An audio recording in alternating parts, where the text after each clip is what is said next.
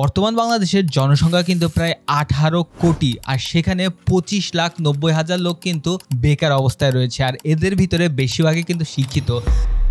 উদাহরণস্বরূপ বলা যায়, একটা ছেলে যে প্রাইভেট ইউনিভার্সিটিতে পড়াশোনা করেছে এবং সে অনেক হায়ার এডুকেটেড ডিগ্রি নিয়েছে, সে কিন্তু চাইলে রাস্তার পাশে চা বিক্রি করতে পারবে না। বাট যেই ছেলেটা এইচএসসি ফেল করেছে, সে কিন্তু নির্দ্বিধায় একটা চায়ের দোকান খুলে তার ব্যবসা শুরু করে দিতে পারবে।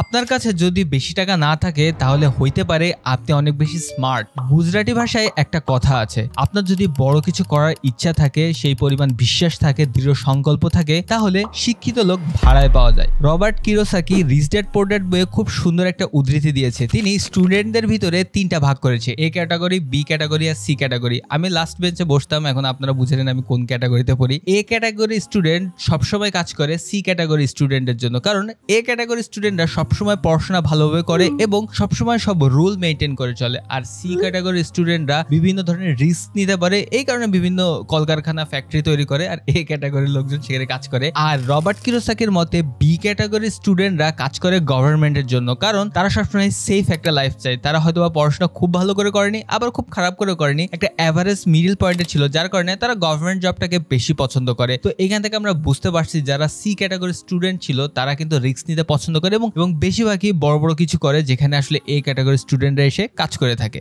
আমরা বর্তমানে দেখি যারা সোশ্যাল মিডিয়াতে কন্টেন্ট তৈরি করে, তারা লাখ লাখ টাকা ইনকাম করে, তারা বিদেশে ঘুরতে যাচ্ছে, দামি দামি গাড়ি চড়তেছে, বাট সারা জীবন মন দিয়ে পড়াশোনা করেও অনেকে আছে পিএইচডি ডিগ্রি নিয়েও তেমন কিছুই করতে পারতেছে না। এটার কারণটা কি? ছোটবেলায় তো আমাদের সবাইকে বলা হয় পড়াশোনা করে যে গাড়ি ঘোড়া চড়ে সে, বাট বর্তমানে সোশ্যাল মিডিয়ার যুগে এসে আমরা দেখতে পাচ্ছি উল্টো জিনিসটা। যারা সোশ্যাল মিডিয়াতে কন্টেন্ট বানাচ্ছে তারা মাসে ইনকাম করছে লাখ লাখ টাকা, আর এইদিকে সারা জীবন পড়াশোনা করে হয়তো বা 20-30 হাজার টাকার একটা চাকরি পাও বর্তমানে অনেক কষ্ট হয়ে গেছে। যেখানে আমরা দেখতেছি যে বিভিন্ন সোশ্যাল মিডিয়া ইনফ্লুয়েন্সাররা অকারণেই ফেমাস হয়ে যাচ্ছে এবং বিভিন্ন ব্র্যান্ডের কাছ থেকে লাখ লাখ টাকা ইনকাম করতেছে, আর এইদিকে সারা জীবন পড়াশোনা করে পড়াশোনা শেষের পরে বেকার তকমা নিয়ে ঘুরে বেড়ানো লাগছে। হ্যাঁ জানি, অনেকে এখন কমেন্ট করে বলবে ভাই আপনি কি করতেছেন, আপনি তো সোশ্যাল মিডিয়ায় ভিডিও বানাচ্ছেন।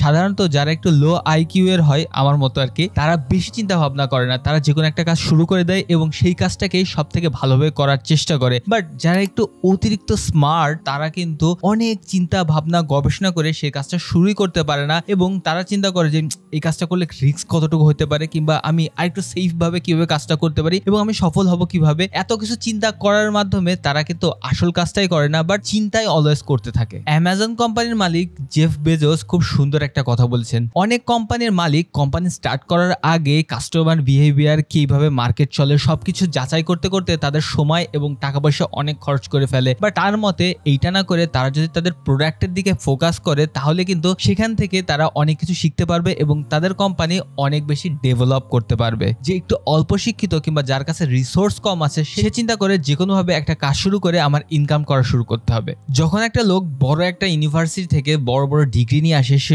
অলওয়েজ চিন্তা করে আমি যদি কাজ করি তাহলে একবার যে কোনো একটা কোম্পানির ম্যানেজার হব, অথবা সিইও হব, অথবা বড় কোনো পোস্টে চাকরি করব। বাট আপনি যদি নিজের কাজ শুরু করেন বা নিজের ব্যবসা শুরু করেন, সেই ক্ষেত্রে আপনি কিন্তু আপনার কোম্পানির ঝাড়ুদার, আপনি আপনার কোম্পানির সিইও, আপনি আপনার কোম্পানির ম্যানেজার, সবকিছু আপনাকে নিজে হাতে করতে হবে। আপনি যদি নিজে হাতে সব কাজ না করতে পারেন, তাহলে কিন্তু আপনি আপনার কাজটাকে এগিয়ে নিয়ে যেতে পারবেন না, আপনার এক্সপিরিয়েন্সই থাকবে না। আমি যদি আমার নিজের অভিজ্ঞতা থেকে বলি, আমরা যখন আমাদের প্রতিষ্ঠানটা শুরু করেছিলাম, মানে আমাদের একটা ব্যবসায়িক প্রতিষ্ঠান আছে যেখান থেকে আমরা সারা বাংলাদেশে সাইকেল টাইকেল সেল করে থাকি। তো সেইখানে প্রথম দিকে আমি ঝাড় দিতাম, আমি সাইকেল মুছতাম, আমি সব হিসাব করতাম, আমি রাত্রেবেলা দোকান বন্ধ করে বাসায় আসতাম। বাট এখন আমাকে সব কাজ করা লাগে না, আমি জানি কোন কাজটা কিভাবে করতে হয় এবং কেউ আমাকে ফাঁকি দিতে পারবে না। তো এই কারণে অতিরিক্ত শিক্ষিত লোক চিন্তা করে আমি একবারে হায়ার পোস্টে যাব, আমি নিচের পোস্টে কেন কাজ করব।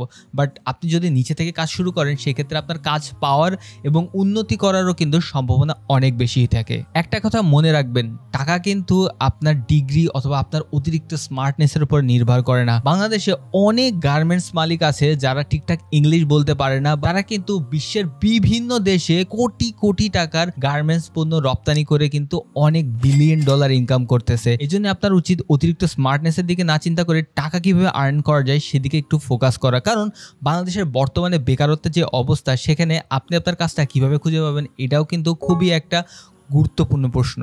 এখন আপনি চিন্তা করে দেখেন আপনি কি করবেন, কমেন্ট করে কিন্তু আমাকে জানাবেন।